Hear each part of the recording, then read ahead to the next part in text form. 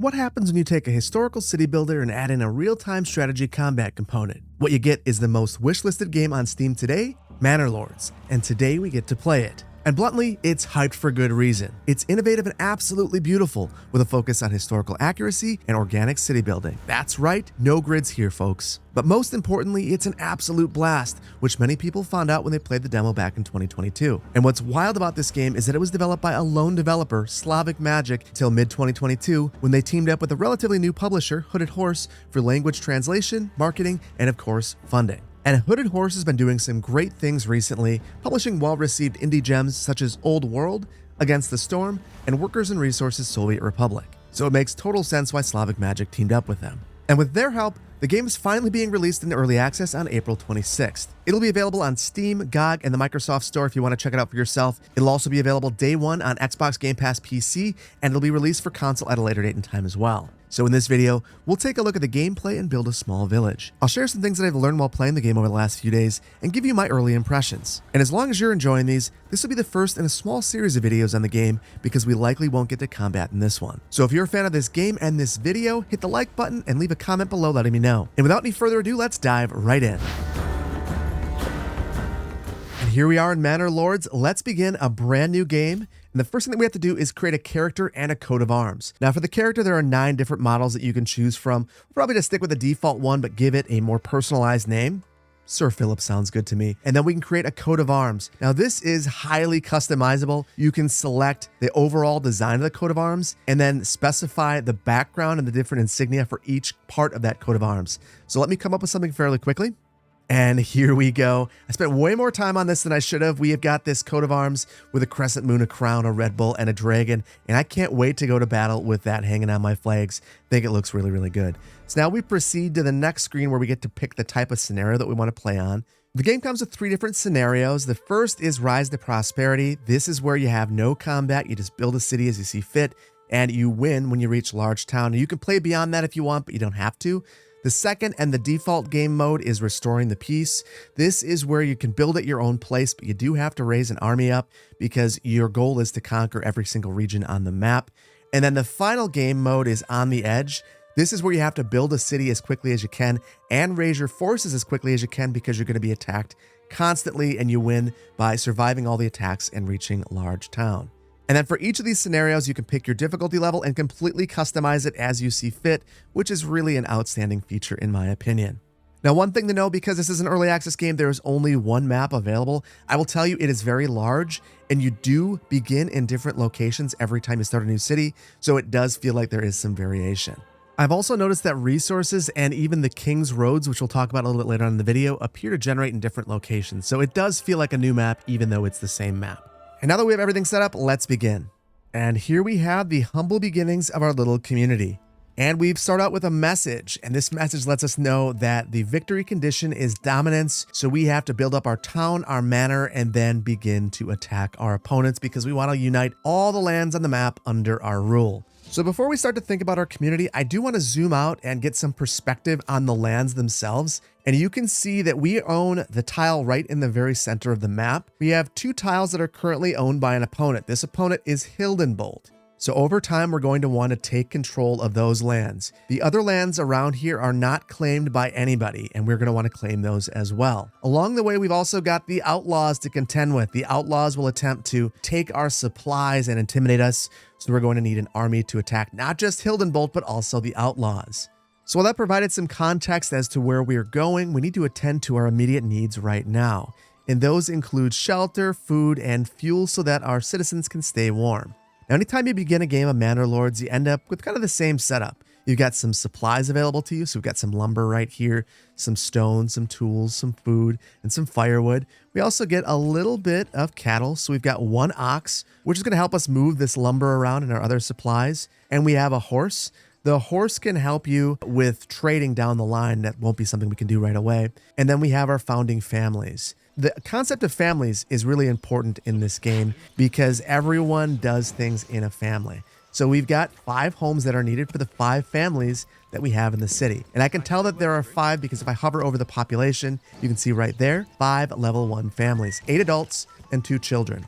Now, where this is really unique is that families work together. So if we were to build a forager, the whole family would become foragers, not just one person. And when you assign a family to a job, they can go and do different portions of that job in different places, which is really cool. And I can't wait to show you that down the line. But for now, we need to build these 5 homes. You can tell that this is an immediate need. That's why it's showing up in red right here. And we need to start thinking about our general supplies. We've got 4 months before they run out, and we have no fuel right now. So before we just start building homes, it's really tempting just to build them right here. I want to zoom out and look at the basic resources that we have around us because I don't want to encroach upon them at all. In the woods, we've got things like berries and wild animals. We've also got some stones, some clay, and it looks like a bit of iron over here. And that's all good information. We don't want to build in those areas. We also want to preserve some of the forest so that we can log it. We also should go into the construction menu because we get this overlay for all of our underground resources, and those are really important too. So water is a really important one because this is where we're going to place our well. The well's for drinking water and for putting out fires. We're not going to Verde Beach this. We are going to put out fires. We've also got our fertilities. So emmer fertility is like wheat. You can see that there is actually, it's right underneath where our initial settlement is. Big one over here and another one right here. Flaxseed is going to be used for clothing, so not a lot of fertility here. Clearly, we don't want to build in this location or over here. Barley and rye are both for alcohol. Obviously, our citizens need that. And for rye, I believe this fertility is basically the same as wheat. So reasonably, I think that this location might be our best location because it's centrally located. We've got some fertile ground next to us. We can still have a road to quickly bring our materials over here and can still hunt and collect berries over here. It's in relatively close proximity. The one consideration that's going to make this a little bit challenging is we've got this road right here, and we can't delete this. It's a King's Road, so we have to work around it. Now, with that in mind, I want to start building this little city, and I want to build a road over to the King's Road from this settlement. So I'm just clicking on the roads over here, hitting R or clicking on that button, and you can see that there are these control points. I'm going to build a road over to here because it doesn't cost any resources and because it'll make bringing our materials over to this new site much quicker. And the way that you build a road is you just find where you want your node to be, click there, and that can be a place that you bend from or where you kind of just keep things straight. So I'm leaving this road and kind of weaving it through, and now you can see I've got my contour lines. So I'll cut across this diagonally, and then I'm going to join up right here. When you're done, you click the hammer, and the road is immediately built. If you're not satisfied with the road, hold down Alt and then click it, and you can get rid of it. But I like the way that this turned out. Now I'm going to send a road up along the tree line here, and I want this to feel very natural and organic. Now, these burgage plots are the home sites, and you can see that these cost 2 lumber. Now, we only have 8 available, which you can see up here, and that makes me think that maybe it's not the best idea to build this first. So I'm going to go under gathering, and you can see that we have a logging camp, which actually will produce lumber at a cost of 2 lumber to build it. This is probably the first thing that we want to build. Now I'm going to build this kind of near a forest. If I were to build it here though, it'll start clearing this, and maybe that's not what I want to do. So I'm going to move it a little bit further away. And I can set the priority on this if I want to. I could say this is a highest priority for me because I love to set priority of things. As they get to work on this, we start to see our other needs. We can see that our general goods are exposed right now. So we've got to build generic storage. We've also got to build a pantry because those are exposed to the weather. And if it were to rain, it would all be damaged. So that would be very problematic. And then we've also got our homelessness problem. So we are going to build some homes over here. And after just a couple of seconds, our logging camp is done. Now, we're not done with this. We've got to assign some workers to this. We've got 5 available right now, but if we were to load this up and just assign all 5 families to this, well, we can only do 3, first of all. But if we were to load this up, we could end up in a situation where we don't have any families left to construct things. So we've always have to have at least 1 family unassigned to bring things to different sites and construct things. So we'll put 2 people here for now and continue to build things. So while this is going on over here, I also want to start to think about some of our other needs before we build our homes. So let's build our hunting camp. So this will hunt wild animals. So we need to be close to the wild animals over here. And if we place it inside this circle, it will destroy the habitat. So we don't want to do that. We just want it to be close. If you want to rotate this around, the left mouse button, if you hold it, it spins the building around. So I'm going to place that right there. And then meander this thing right on down. And then over here, I think we want some foragers for the berries as well. So we'll add a forager's hut. And we'll place those right there. Oh no, and now it's really coming down with the rain, which is a problem because our exposed stocks are getting soaked. Right now, I want to build the granary so that our food is not exposed to the elements. I'm gonna place this right about here. This will be very efficient because you'll be able to go hunting, put it right in here, and grab from the berries over here and drop that off as well. And then I'm going to assign someone to hunt. Now remember, it says assign family, so we've got one whole family assigned to this. Now I figure we'll take a look at how much timber we have. We've got 11, which means that we're in a good spot to start building some of these homes as well. So I'm gonna build a number of homes right here. So these take 2 timber each, and it's a flexible plot. So this is one of the coolest things about the game, in my opinion. You can make these really custom parcels, and I think that this game might do it better than any other that I've played. So to begin, you find your first point, and then you drag towards where you want your building to face. And you can see that this is the right direction based on the arrow. So you can see that right now, the homes will all face towards this little road that we built. Then you secure where you want that block to end, and now you can figure out how deep you want it to be and the angle that this will be at. Now keep in mind that the bigger the plot, the more lumber that you need. So right now, this back here will take us 8 lumber, but we'll get 4 homes out of it. And then there are these 4 parcel looking things behind it. Those are actually locations for outbuildings. So think of things like a brewery, think of things like a chicken coop, or even just a vegetable garden. These are all things that can help supply a variety of food to your community, make money, and make it a better place to live. So it's good to have large lots because of that. But they don't have to be square. Look at this. If I bring this back, you can end up with all of these irregularly shaped lots, and it's super cool. In fact, why don't we just purposefully make a slightly irregularly shaped lot, and then we'll build this. This will be 8 timber, and look at that. Easy as pie. The lots are really interesting looking, and when they build the homes on here, you're gonna notice that they conform to the lots well. Let's spend a minute. We'll let these couple of things build in, and then we'll take a look at our homes as they get built as well. And after just a couple of minutes, we've got our granary done as well as our forager's hut. So let's assign some workers to these. So our foraging hut will assign 1 family, but we could do up to 4. And you can see we're down to 1 family unassigned. That is going to be a problem for us because I do want to assign someone to the granary. This will bring all of our outside materials inside, but now we have no one available to construct anything, including our homes. So I'm going to take this down to 1 family working our logging camp, and that remaining family will have to bring all of our materials over here and build all of these homes.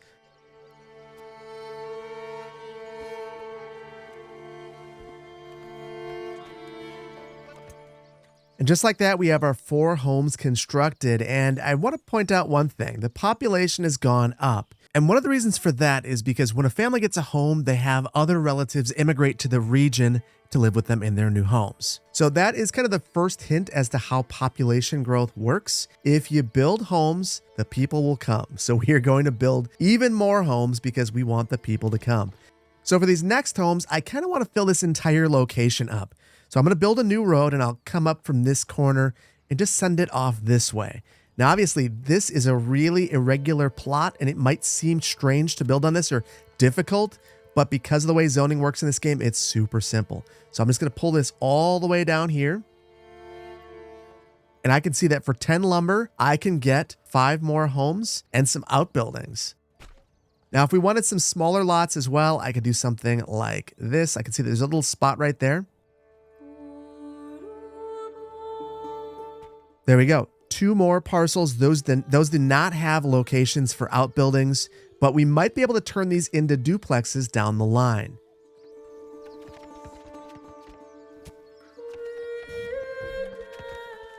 And after building these couple of homes, our settlement level has increased and we've unlocked a development point. And that's because we've reached the small village. For our next settlement level, medium village, we would need to have some level 2 buildings. Looks like 2 level 2 buildings. So we will dive into development points in just a moment, but I want to see these get filled in, and then we'll start to assign these families new jobs.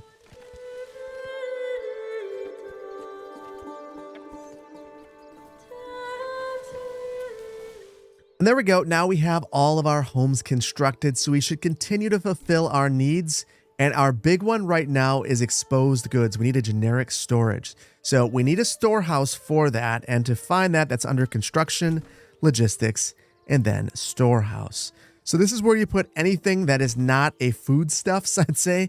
And I think that we're going to place that fairly close to our little settlement right here, maybe closer to some of these resources that we have, such as the stone, which we'll want to exploit soon.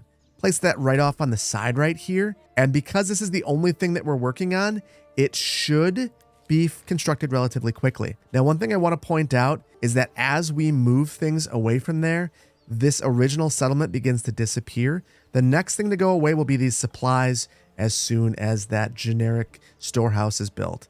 We could also think about moving this hitching post if we want. To move a building, you just click on this relocate button. And I think we'll relocate this to be a little bit more central to our community. This will need to be reconstructed, but it's one lumber, and we get the lumber back from over here, so it's not the end of the world. You can actually see right there, there's the one lumber.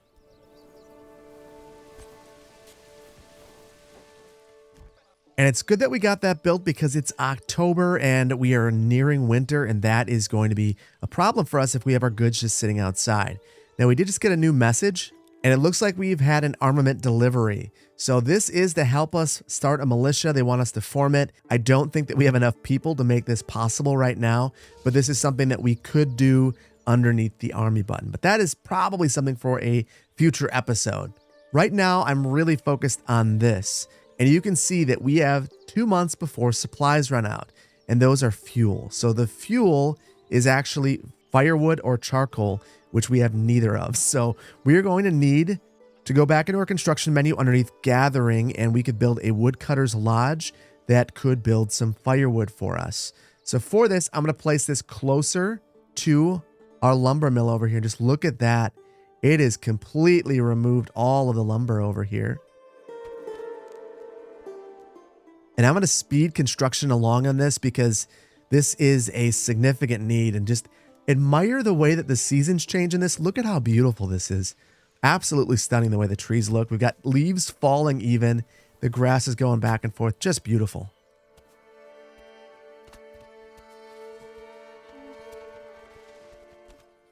Okay, and now that is complete. We need to take a step back and reassign our workers. So we know that we need a worker here, a family working on Woodcutter's Lodge, because we need to have firewood for the winter.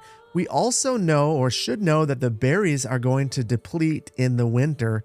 So we may want to turn off our family that's assigned to the forager's hut because they're not really doing anything right now. And because I want to get these supplies that are sitting on the ground into the storehouse, I'm going to reassign the family that's currently working at the granary to the storehouse, and then they should quickly get the supplies inside. After that, we can move the assignment back if we want to, but it shouldn't be a problem for the short term. And just like that, we're good to go, and we have also run out of fuel for our homes. So homes use twice as much fuel in the winter, so we probably should have started cutting wood sooner, but we didn't. The other thing that we could try to do is unlock the charcoal kiln because it's much more efficient at fueling a home than firewood is. And this brings us to our development tree, and it's divided into 4 different quadrants. The top is everything related to farming, so these are things such as sheep breeding, tilling, orchardry. Over here, we've got things that are related to trading. These right here are things related to fighting, and this is stuff that's related to foraging. So I know that we want the charcoal burning because that will allow us to create the charcoal kiln, but this isn't necessarily where I want to go long term. I kind of want to focus on this area of the development tree so that we can really focus on farming. But this is our dire need right now. We click on that and we've unlocked it. And now for this, it's in the construction menu. It's now unlocked. This will convert 1 firewood into 2 charcoal. So it's actually producing 2 fuel instead of 1.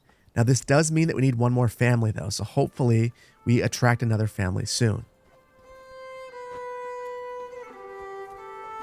You know, and alternatively, I think it's so important that we start producing charcoal that I am going to assign 1 family to work on this, which leaves us no overhead. I'm likely going to remove the family from the storehouse in a little bit, but one thing that keeps popping up here is that a family is requesting a market stall. Now, this is a really cool component of the game. So if you have a family assigned to work at any one of these other sorts of buildings, these work buildings, such as the charcoal kiln or hunting or foraging, they want to have a place to sell their goods, and that is the market. So what we'll do is create an area that we can have the market in.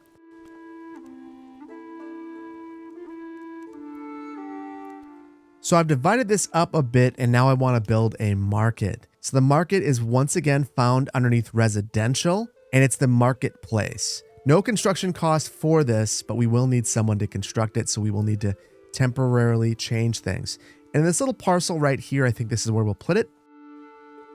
And this tells me that there will be 45 potential market stalls. This will last a long time for us. Now, to get this thing built, I'm going to remove the family assigned to the storehouse and then speed things up, and that should get this built relatively quickly. Now, an interesting thing about this is they're actually constructing individual buildings right here, so it's individual stalls. So we have a food stall right here and a firewood stall. That's what got built. So now all of these folks that live right here, rather than going way over here or maybe even going to our storehouse, they can go over to the market to get the wares that they're looking for. So this is much more efficient. So now I want to draw your attention up here because there are a couple of interesting things that we can take a look at. First of all, we have our overall approval rating, and it's currently at 44%. And that's because in the last 30 days, we've had homelessness. So that will pass, and then we'll be at 50% people are just fine. So there are ways that we could improve this. We can improve their quality of life with a church, for instance. But the real way to figure it out is to click on a building itself and see what their requirements are. We can see that they want water access, church, and clothing. So I think that the water access and the church are probably the easiest ones for us to resolve right now. For water, we'll pop back in the construction menu underneath residential. We can build a well, and the well has to be placed in a location that has this underground water.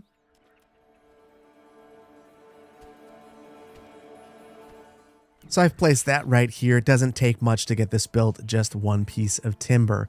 Now for our church, if I recall correctly, that is a little bit more consuming. Yeah, we need planks for this one, which we don't have any of, and we also need stone, which we have 10 of total. So if we build this, we need to really be thoughtful about it because we're going to run out of stone entirely. So I do think I will start to think about a saw pit. The saw pit turns timber into planks, and that's what we need to build the church, which is again something that we need to make our citizens happy, which will attract more people here. So let's go ahead and we're going to build our sawmill right here. And it's interesting because we don't have a forester. We've used up a lot of the wood from around here. That said, they will travel. You can prevent that if you want. And the way that you would do that is you go underneath advanced, and you could limit their work area. You could click on this and say, you know what, I actually only want you to work right over here. And if I do that, that's the only place that they'll draw the wood from. But that's not really something I'm concerned about, so I'm going to clear that. And then the other thing you could do is assign livestock to this permanently. And we don't want to do that because if I were to do that, the livestock would only work for them and there would be no longer construction of buildings. I ran into that problem early on. I thought I was doing the right thing, but I wasn't. So be aware of that if you're playing the game too, that can be a reason that you get tripped up. You assign livestock to one building before you have more than just your one ox. And now our saw pit is complete, and I'm wondering what our lumber situation looks like. We have 44 timber, so I think I'm going to call a little bit of a break on this, and we'll switch that person over here, that family, over to the saw pit. And now that we've reassigned those workers, we just have to wait until we have 20 planks before we can build our church. Right now, we've got 5, so it's going to be a little while before we get there. In the meantime, I see that we have a problem up here. The generic storage is full, and I think the reason that's the case is I took the worker away from here. So if I add this back to it, we should be able to see more stuff getting stored here. But again, that leaves us with no workers focused on the job. So we're going to have to wait until we have a higher population.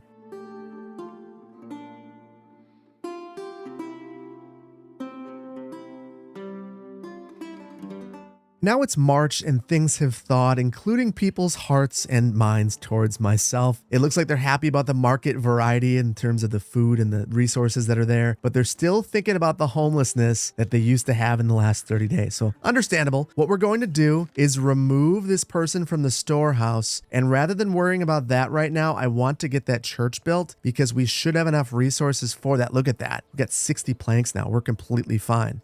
So I will place that right here looking across from the market.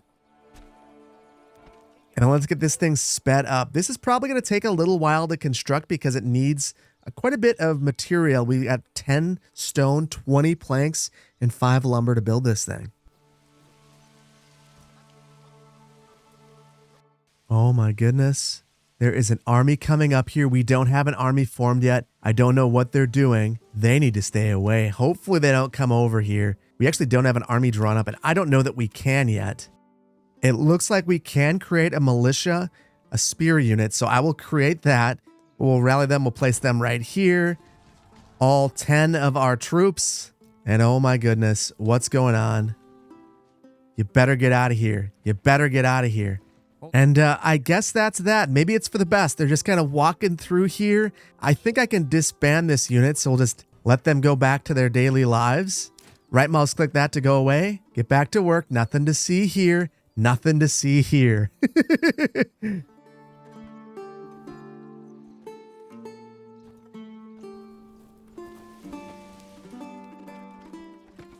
And that took a little while, but now we finally have our church. And look at how happy people are now. They're going to become even more happy once they have the church impacting their happiness and things are moving in the right direction. The other nice thing is, while that was getting built, we had another family move in, and now we have 2 unassigned families that are working on construction.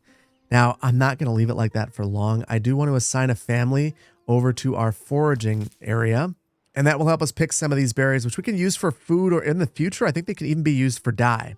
I also think that we should start to think about this stone over here.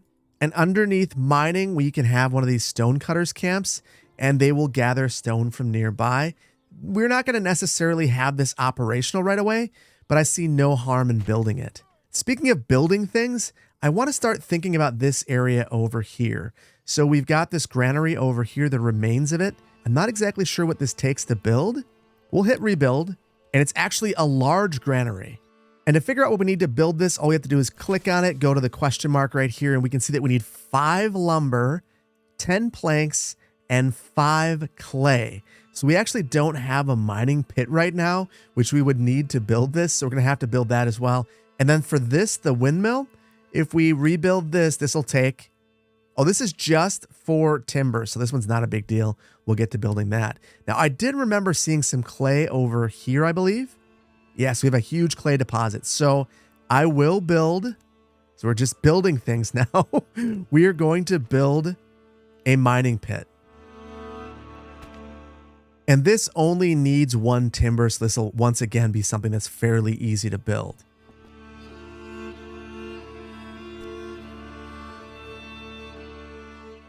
And we've had a bit of time pass now, and both our stonecutter camp and our mining pit has finished construction. And the other nice thing that's happened is we've had 2 families move into the community. So this means that we can assign one of the families to work at the church, which will increase our happiness. And we can even start to think about farming. So I'm really curious about farming. I want to go over here. We know that this is very fertile, and I want to build a farm. So to do that, we go underneath construction, and then we have this farming tab, and there are a few options here for us. We can build a field. This is for crops, including wheat, flax, and barley. We can build a farmhouse. This actually is what employs people in the field. So if we want to build a field, we have to have the farmhouse. We also have pastures. This is space for livestock. For livestock, to get livestock, you have to be able to trade for them. And we don't have that ability just yet, or we haven't built the right buildings for it yet. So that's not going to work. We also have a sheep farm. Again, we need to trade for sheep using a livestock trader. Don't have that yet. And then we have the windmill, which we're already constructing. That turns our grains into flour. And then we have a communal oven. So we're going to need the oven to turn flour into bread. So I'm going to begin with the farmhouse. And I think that we'll place that right about here. And then we will build some fields right next to that. And we can snip right onto the side of the farmhouse. And I'm wondering how big we can make this. How extreme will it let me be? Wow, that is huge. I hope I'm not making a mistake. But there we go. We've got our first huge field. And then for our second one, so there we go. We have 2 fields right there. Right now it's set to fallow, and I think that if we leave it like that, it'll regenerate the fertility. We don't really care about that though in the long run. So I'm gonna have crop rotation on, and we can choose what this does in the second year and the third. So in the second year, I think I wanna grow wheat here. In the third year, I'm gonna grow flax so we can have some linens. Over here, I'm going to grow, in the first year, I think I'm gonna grow wheat. I'll have it fallow in the second year, and in the third year, I'll grow barley so we can have some ale. Just making sure we have wheat in back-to-back years, those 1 year with wheat off, barley once, and flax once over here. Now, before we can do anything with these fields, we do need to have our farmhouse constructed, and that's just one of a few things that we're working on right now. The other thing that we're gonna need is the communal oven. This is how we're going to turn all of that flour into something usable, bread. So I'll place that right here. And then I'm going to make the priority of the farmhouse really high. I don't think I can change it for these. They're already built, so it doesn't really matter. The farmhouse is all that matters to get this thing going. And then the other thing I'm thinking about is we needed, to be able to build our granary, we needed a bit of clay. So I'm going to assign 1 worker to our mining pit, and that should give us some clay so that we can finally get that thing built. The other thing I'm starting to think about is our timber, and you can start to see our supplies are dwindling. We have a lot of planks, which aren't going to be super useful. So I'm going to turn off our saw pit, and we've got plenty of fuel. I think I'm going to turn off our charcoal kiln and our woodcutter's lodge. I'll turn on the logging camp, and then I want to make sure that we have folks here at the storehouse, and we can actually upgrade this at this point. So I think we're going to do that because this has been a problem. And I want to build some more housing. So I'm going to go right along here and build a bit of housing facing the market. And now I need to settle down and let things finally build out.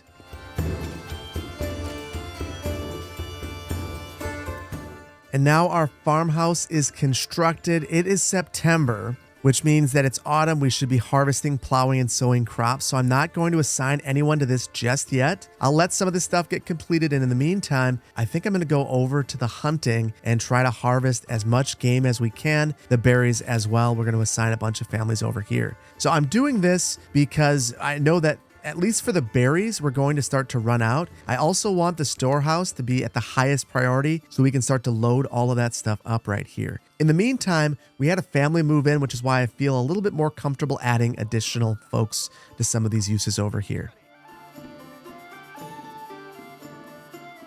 And would you look at that, we've got Hildebolt trying to claim another land. The only thing that we have available to us to resolve this is to resolve the claim on the battlefield. I don't have an army set up, so we're clearly not going to go to battle. And we're not generating any money right now because we have level 1 buildings everywhere. So we're kind of in a spot where all we can do is allow Hildebolt to take the land. In the future, we're going to have to get strong enough that we can take it over ourselves.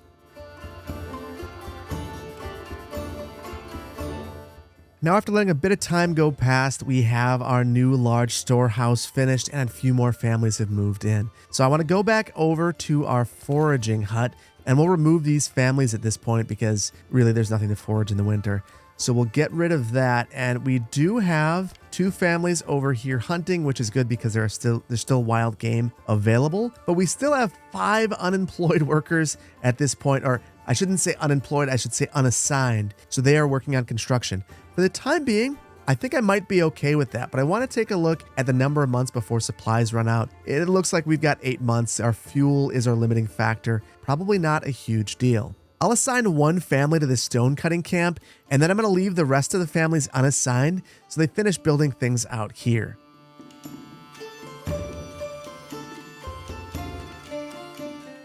And just like that, all of our homes are completed, and I just want to take a moment to admire how these homes fit on these irregular parcels. This is something I've always wanted a city building game to do. Take a parcel that is oddly shaped, find a placement for a building, and make it work. And this game has done that in spades, because it's not just placing a building like this and having it look natural. It's also that if you have these irregular parcels, you can do other things with them. So let's say you want to take this building and add an outbuilding. You can do that. You can add a backyard extension, and there's a number of things that you can build. You can build a vegetable garden, a chicken coop, goat shed, an orchard, an armorer's workshop, a brewery, so many different things that you can build.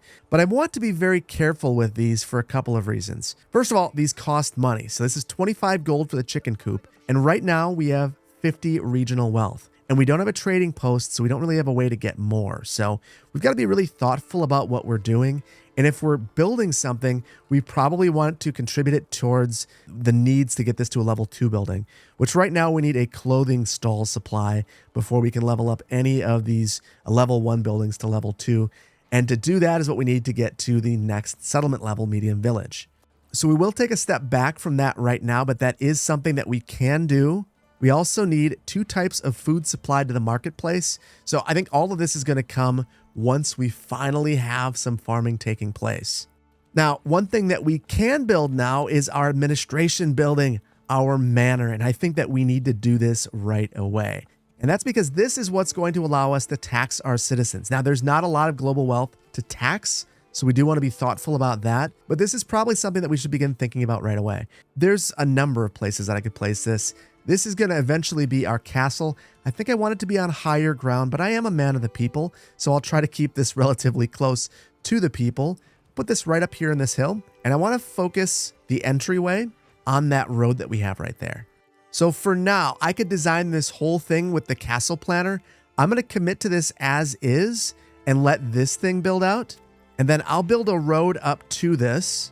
And then we'll speed this along. And I think that they're going to get working on this right away, though I am surprised. I'm not sure why the windmill has not been constructed just yet. I might set the priority to this to be very high, because as much as I want my castle, I think we probably need that windmill first.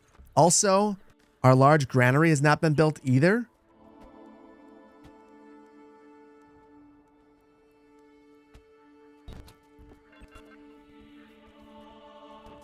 Oh, and funny story, I had both of these paused. That is not why they weren't getting built, so that was all my fault. And would you believe that guy claiming another chunk of land? And again, I still have nothing that I can do, so we are going to have to really make this a powerful settlement so we can take him over.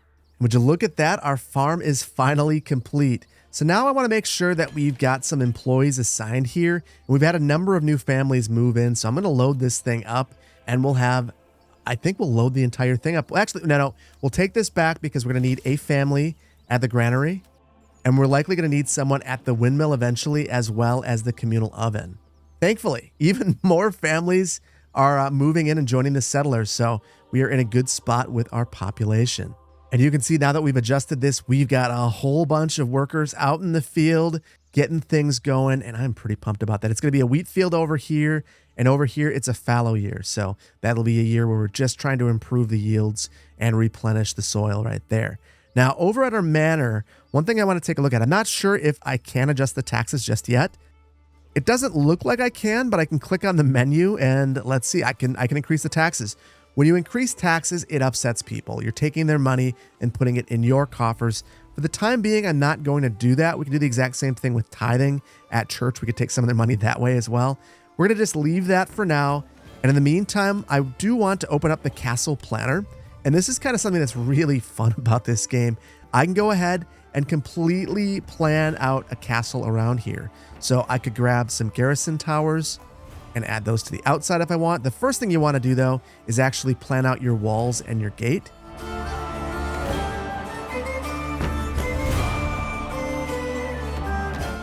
Now that we have our walls around here, you can see we get this nice entryway. We're going to add in some outer towers as well. And I believe that these will just clip to the side. And we can add a tax office, cosmetic only, under rework. So that's why we can have taxes even without the tax office. We'll place this right about here. And I'm going to add one more of the outer towers. Now the outer towers provide garrison space. The garrison tower increases your retinue size by 12. So that is really interesting. You can only have one per region. So that's it for this entire area. That's the only one that we can have. Now, the sad thing is it looks like I have overcommitted. You can see that I don't have enough planks for this, so I'm going to need to eliminate something. I might eliminate this garrison tower. So now that we've got that set, I want to show you that this is going to take a long time to get built. It's going to take 36 timber, 40 planks, and 15 stone to get this thing done. And that's why I wanted to build the manor before I went into the castle planner to build everything. So I'm probably going to take a break from building things because of how long this is going to take to build. And in the meantime, I want to show you one more thing that's super cool about this game. So you can obviously zoom your camera in and get a feel for how your city looks. But if you come and click on this button right here, you enter visit mode, and you can actually walk around your community and really get a feel for how it is on the ground. And this is really unique and super cool. And honestly, it just really highlights what a stunningly beautiful game this is. I really appreciate that they allow you to get into the weeds a little bit and see what it's like on the ground. So it's a unique feature. And to me, it's a demonstration of their confidence in the way that the game looks. The historical accuracy of the game, and just in general, it's a showcase of how great this game is right now, and I think it helps me see the promise that the game holds in the future as well.